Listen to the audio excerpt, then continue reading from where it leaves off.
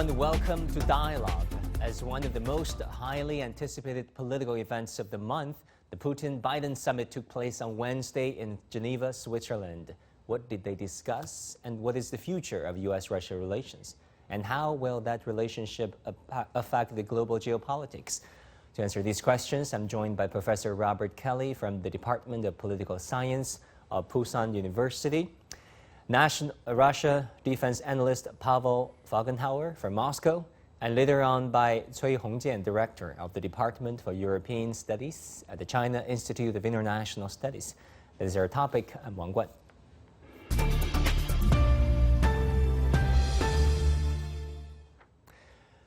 Robert, let me go to you first. First of all, let's look at what the two leaders did agree. They agreed to return ambassadors back to each other's capitals. They agreed to swap prisoners, and they decided to set up a working group of some sort on cybersecurity. Apparently, these are lower-hanging fruits. But how important are these achievements, do you think, towards the direction of future U.S.-Russia relations? Yeah, they are low-hanging. Right? I mean, there's not really a whole lot here that's really important. I think the cybersecurity thing will fall apart pretty quickly, too, given that the Russians and the Americans are really pretty widely apart on that. The Americans strongly suspect Russia of cyber attacks, and so maybe there'll be a little progress there, but probably not much.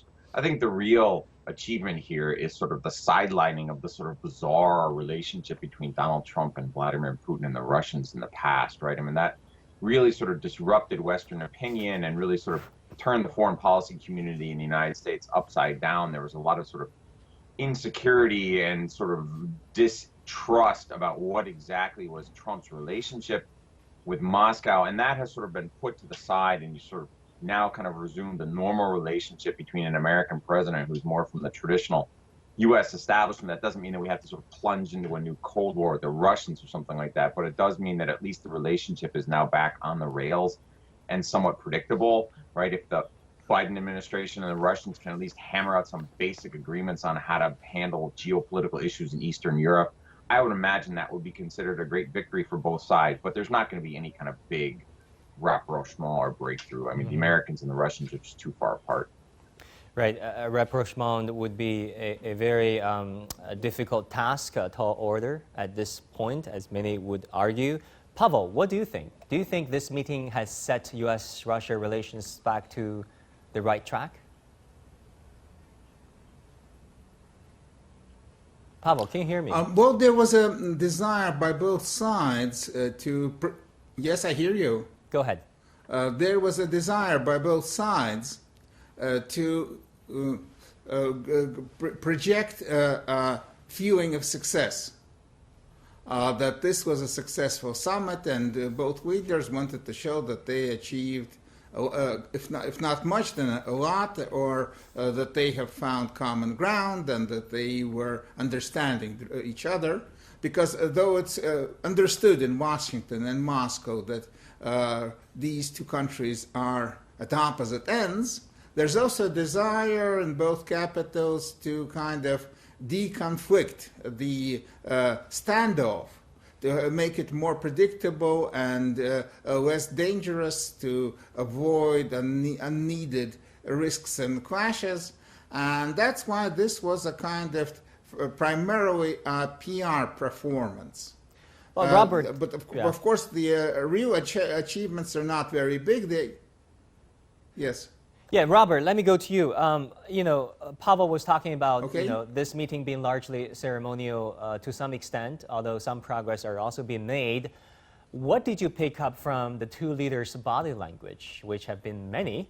Also the formality of this meeting, the duration of it.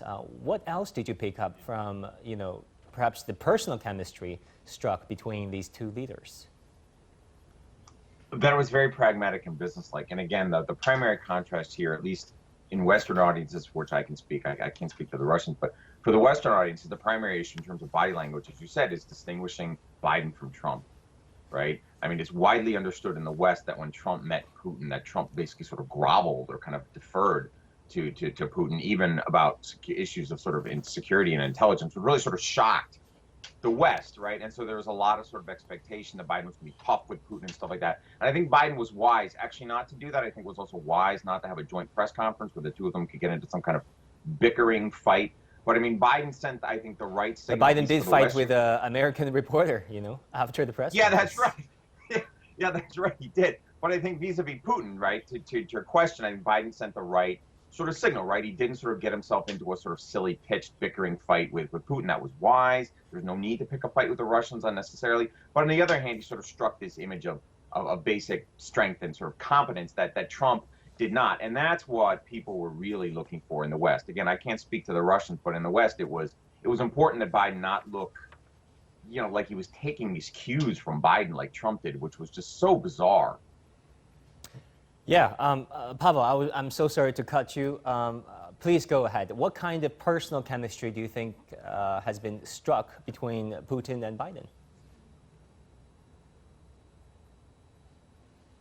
Well, it's not the first time they met. They met previously when Biden was vice president to Barack Obama. They more or less know each other.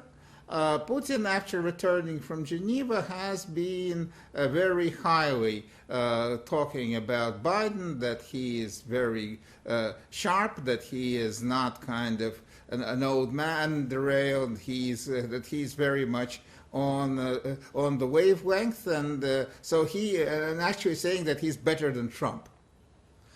So the chemistry, at least from the Russian point of view, from the Kremlin point of view, the chemistry is basically good, and that the ground has been laid for more down-to-earth negotiations. There's going to be a number of working groups on nuclear arms, on these prisoner exchange that has not been fully agreed, on kind of making the embassies work better, that are right now handicapped by all the tit-for-tat expulsions, and also on cybersecurity. So there's going to be a lot of expert talking to each other, which maybe will sometime produce in the future something, maybe not, but at least it's going to be work going on and not just simply yelling at each other through the press.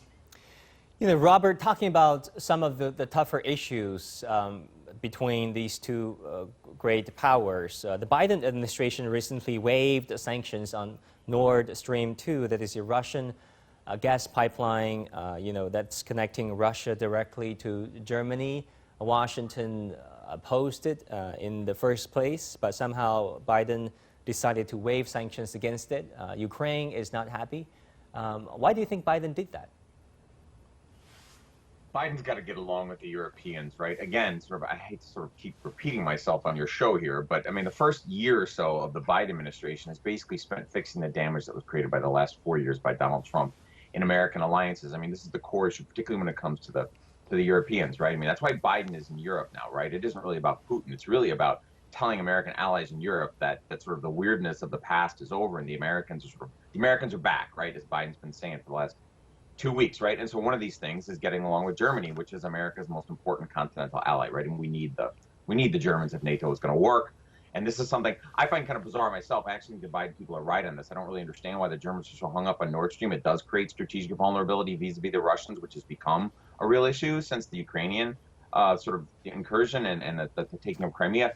But, here we are. I mean, the Germans really want this, right? And if, the Biden people can give it to them in order to get, other movement on other issues, which would be sort of mostly more coherent European foreign policy action on Russia. We need the European Union to act better as a group and not be so divided. If this moves that along, then I suppose it was a trade worth making. But that's how I would see it. I wouldn't see this as some major strategic failure. I would see it just sort of as a trade. It's sort of like intra NATO bargaining, right? That the NATO alliances, they're sort of hammering things out, and this was a give by the Biden people.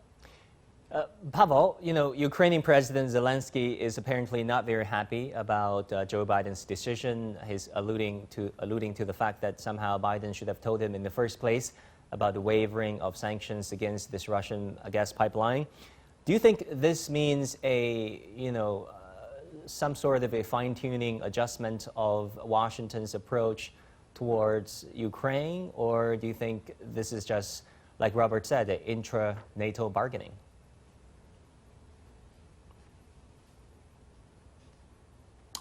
Well, I would agree that the main mission of Biden was to get America back, reestablish, renew alliances, and that's, of course, the most important mission, and he achieved that. He came to Geneva after all those other summits, kind of having lined up the allies behind him. Ukraine is a major issue for Russia. It's much less an issue for the United States. For the United States has a much wider view of the world, where Ukraine is, of course, a very important it's half a world issue, away from Washington, a dangerous issue, but not the most dangerous and the most important. What? I mean, Ukraine is half a world Didn't away get that? from Washington. Well, yes, it's half away, and they say there's China, there's Korea, there's Taiwan issues, there's the Middle East, Israel, Arab conflict. I mean, there's problems with Europeans and on different trade and other issues. Ukraine is just part of the thing. For Russia, it's a very important part. For Russia, it's maybe at the center of its conflict with standoff with the West. So there are different perspectives on Ukraine. Looking from Warsaw, looking from Moscow, looking from Kiev, and of course from Washington. Well, And it was important for Biden to kind of put it in perspective and stabilize the situation in general. but it is very likely that Ukraine wanted to join NATO. That might happen in the next few years, and should that happen, how damaging do you think that will be to Washington-Moscow relations? Pavel. Well, Ukraine has been knocking on NATO's door since 2004. And it's not really right now getting there because there's no consensus in NATO alliance. They need all allies to agree. There's the Germans and the French say it's a no-go. They don't want it. They say that will be a provocation, too dangerous. For Russia, it's almost a casus belli. That's a red line, as the Kremlin said.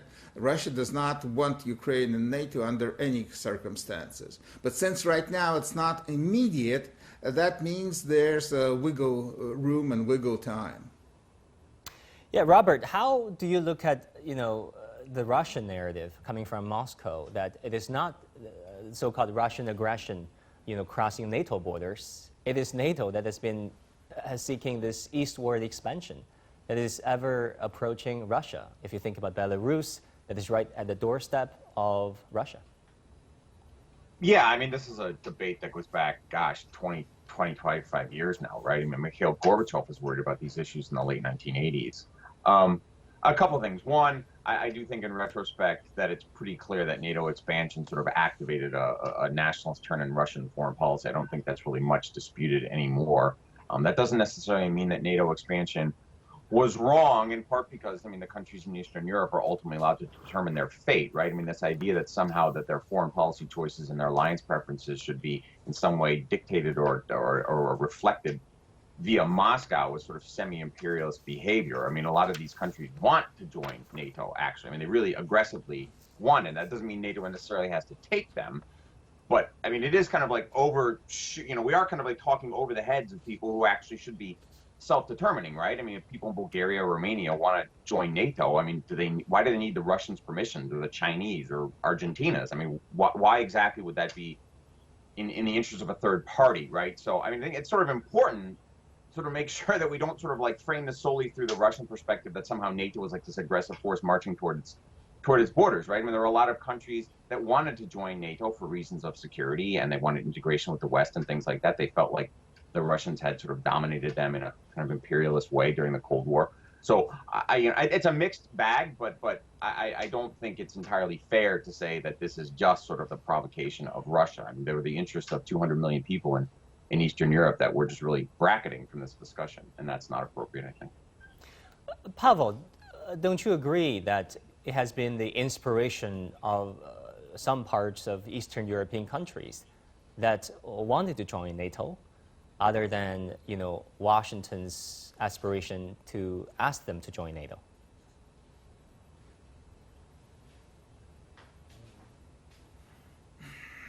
Yes, they did, and that happened after the collapse of communism and the Warsaw Pact. Moscow didn't like it to begin with, and it became worse in the 200s, especially when Ukraine, Georgia, and even more so, Ukraine began knocking on NATO's door and demanding to get this roadmap of membership.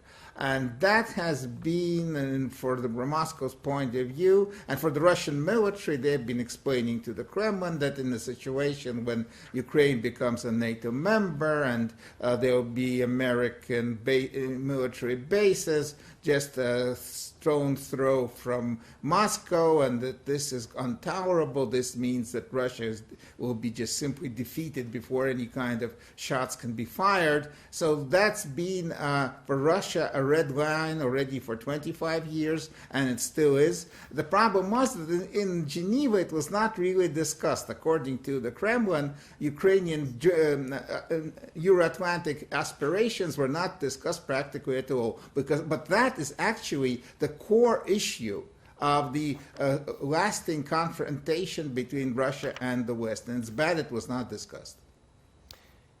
And Pavel, one accusation that is often cited for the necessity for NATO to conduct its eastward expansion is this: Russia has been been aggressive, been launching this semi-imperialist behavior on the track of it. Do you think that that is a fair accusation?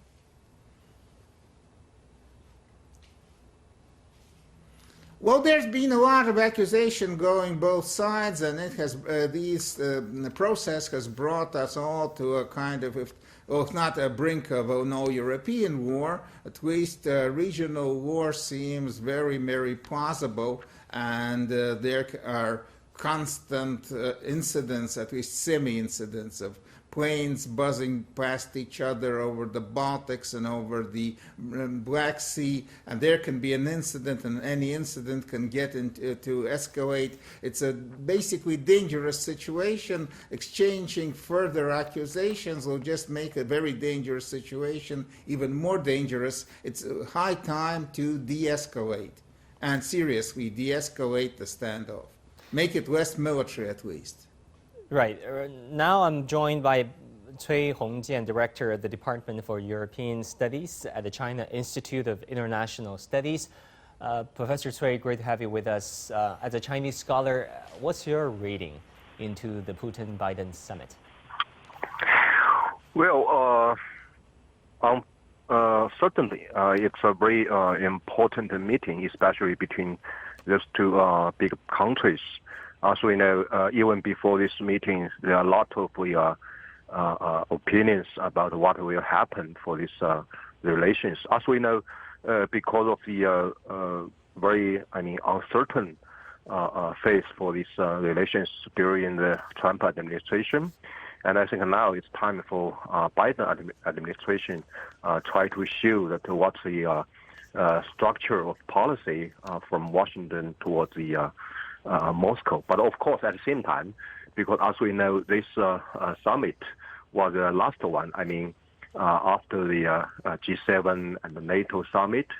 So it gives a very clear message from United States to its alliance that it's a time for the United States try to find out a more stable structure to deal with Russia, and also on behalf of the all of the so-called Western countries.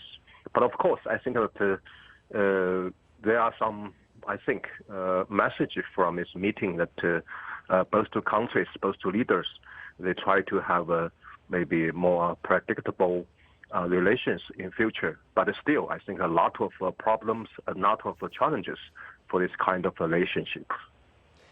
Director Cui, there has been an argument saying that Biden's itinerary is, of course, carefully calculated. He first started off by attending the G7 summit, followed by the NATO summit, basically consolidating what he calls the democratic alliance across the Atlantic. And later on, his meeting Vladimir Putin, the Russian president, hoping to secure what many are calling, fixing this strategic stability between Moscow and Washington. Doing all this with China in mind, and he hasn't met the leaders of China, of course. Do you think China is on his mind next? Yeah, I think so. Even so far, there are not of details about the meeting between Mr. Biden and Putin, especially on China. But I think that we can find a very, very clear momentum from Washington on this on its relations with Russia and to deal with China. For example, we can find Mr. Biden's comments after the meeting regarding to the relations between Russia and China, and he tried to convince Russia to get closer relations with China is out of the interest of Russia, like that. But I don't think that it will be effective from United States try to separate, the relations between China and Russia, because both two countries they are in a lot of common interests, especially when they are facing I think a kind of a squeeze from Washington. Mm-hmm. Robert, let me turn to you. In the solo press conference, Joe Biden said that China is becoming this dominant economic power in the world, while Russia's economy is struggling. And also before he left Geneva, Biden also made the comment that Russia is being, quote unquote, squeezed by China. Do you think Washington is trying to drive a wedge between China and Russia? Sure. China and Russia are strategic competitors now to the United States. But to a certain extent, it's true, right? There's actually a fair amount of scholarship now on relations between Russia and China, and they're far more asymmetric than the Chinese want to admit, which is to say that Russia increasingly needs China to purchase its gas and sort of bolster the idea that Russia continues to be a great power. It's worth pointing out that Russia's GDP is now about the size of like South Korea or Italy. I'm not even sure that Russia is actually a top 10 economy in the world. So when we say that Russia is a superpower, on most measures of national power, that's not really accurate below the level of strategic weapons, right? And so the relationship with China is really, really important for the Russians, whereas for China, Russia's really not all that important, right? Russian power is weak in East Asia. Russia's not going to be sort of a real problem for China's goals in East Asia. The real issues for China are the United States, Japan, India, things like that, right? So, but it's in China's interest to sort of cover this up and not really talk it up, whereas in Russia's interest to talk up the relationship and make it look like they're sort of working together. So therefore, it's in the American interest to kind of drive the wedge. But so yes, the answer to the question is sure. Pavel, of course, there has been this Sino-Soviet split in the early 1960s. And then, of course, there has been this border dispute lingering through the decades until the recent years. But recently, Vladimir Putin says China-Russia relations are at a historic high. Why do you think Putin said this? And what is your understanding? Can you hear me, Pavel? You know what, Robert? Let me turn back to you. I think we have some technical difficulties with Pavel. We were talking about, the historic evolution of China-Russia relationship, which were difficult at some point. Let's face it. But they have come a long way, and Vladimir Putin called, Beijing-Moscow relations at a historic high point. Is that also your observation too? Yeah, I think that's a pretty fair comment, right? The history, and we don't really have time for all that. The history is pretty poor, as you said. even back during the imperial period, right, and before the communist period, right, the relation between the two sides was actually tricky, right? There were conflicts going back to the 18th century, given how long and wide the border in Central Asia is, right? So that's sort of baked in. There will always be sort of competition in this sort of like very wide, poorly defined border space. And then, of course, there are ideological competitions. But now, ideologically, actually, there's some alignment, right? Which is to say that what the Russians and the Chinese are actually concerned about American hyperpower, American superpowerdom. The United States is too aggressive, it's too forward. The Americans are trying to run the world in the Middle East and stuff like that. And that's kind of pushed the Chinese and the Russians together. And my prediction for the future would be is that as China's rise continues, which most of us continue to expect, it will increasingly actually unnerve the Russians. And you might actually see the Russians kind of start to tilt towards the West a little bit if in 20 years China's GDP is even bigger than the United States and everything else. I mean, the core issue, I would say, is that the relations between China and Russia is really transactional now rather than sort of affective or ideological, right? And so if the Russians or the Chinese, if either side feels that the relationship isn't that valuable anymore because relations with the Americans change or relations with Japan or the EU change, then the Russians and the Chinese would go in their own direction. So basically, it's an alliance of convenience. That doesn't mean it's bad. It doesn't mean that the relations are poor. It just means that it's sort of transactional and would shift if the situation shifted. All right. Actually, news just in. According to South China Morning Post, Jake Sullivan, the National Security Advisor to President Joe Biden, told the South China Morning Post that the White House is considering a summit with China, after Biden's meeting with G7 heads of state, NATO leaders, and Russian President Vladimir Putin. What do you make of the fact that, Biden is finally considering China only after all these meetings? Well, I think if Biden, as we said, I think Biden's sort of primary goal, at least in the first 6 months or a year, is just to sort of reassure the allies, right? Meet with the Japanese, meet with the Koreans, meet with the Indians, whatever in Asia, and then meet with the Europeans and in Western Europe. All that's got to be sort of locked down because of the damage that Trump did. I mean, I'm not sure if sort of non-American viewers get that, but at home, the perception is that in the U.S., at home, the perception is that Trump really turned America's relationship with much of the world upside down, and it was really important for the foreign policy community in the United States that Biden right the ship. And that's a lot of what's going on now for the Americans. Biden is fixing what was damaged. And fixing a relationship with China is a part of that, but it comes further down because the relationship with the allies comes first. But ultimately, a summit between Biden and Xi is essential, right? I mean, if we're not going to have a U.S.-Sino Cold War, which I think we're kind of sliding towards, if we're going to avert that, which will be in everyone's interest, then the two of them have to meet, and the sooner the better, right? And it would be ideal if they can both come in somewhat pragmatically and we can avoid sort of big ideological fights like we saw in Alaska. But my guess is that's probably what we'll get. Yeah, let's see what happens because, international geopolitics is interesting. Back in 2012-13, the U.S. said they're going to pivot back to Asia.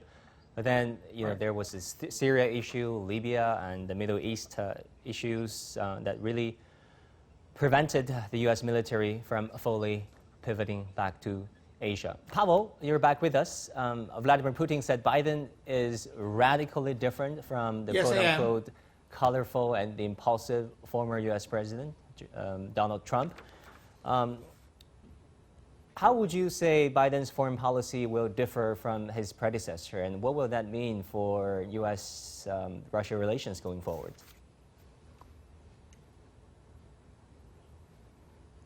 Well, what Putin was actually saying is that Trump could not make things happen. That he had a big mouth, he said a lot of things, that he liked Putin or something, but he couldn't make things happen. He didn't really control much the agenda in Washington. And that Biden is different, that Biden is a real statesman, that he has support in Congress, that he has support of the foreign policy community in Washington, and if he deals with him will stick, he can make things happen. And so it's very important to try and make some kind of deals work with Biden. That's what the Kremlin is saying. All right, Pavel Falkenhauer from Moscow, Robert Kelly from Pusan National University, thank you both so very much. And Professor Cui joining us earlier from the Department for European Studies at China Institute of International Studies. And that will do it for this edition of Dialogue. Thank you for tuning in. I'm Wang Guan in Beijing.